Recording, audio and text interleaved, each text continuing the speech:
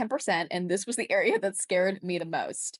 So basically, you're gonna be brought out on stage, and they're gonna ask you a question related to maybe something you said in your interview, a current event, or just something that they're curious, and they want to know about you.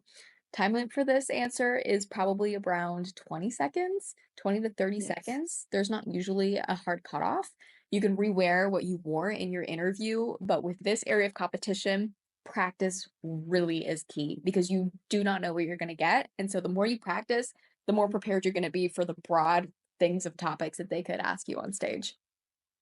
My biggest piece of advice is go on YouTube and look up Miss America on stage questions and then have your family sit around, do this. I did this legitimately every single night before Miss America for 2 to 3 months that I had the on stage questions up and I would play the question, pause it, and stand there, answer the question in front of my friends and family. And then I would move on to the next one and do that every single night. And then sometimes my dad would bring in some more questions just so you get comfortable with those nerves. I think that's the biggest thing is like my brain felt like TV fuzz and trying to get through those scattered thoughts is very difficult right off the bat. So getting used to those nerves, you get more comfortable.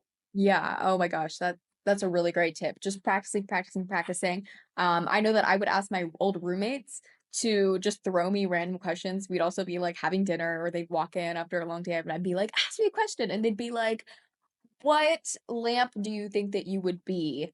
Or "What color?" Like really random stuff, and I would have to just come up with an answer. But that practice of like new question to coming up with an answer on the spot that also reflected what I actually thought was very, very helpful. But really, just be confident.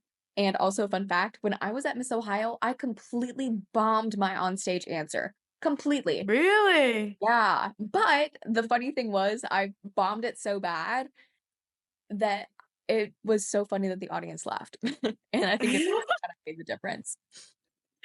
You chuckle along with it and you're like, well, whoops. Yeah.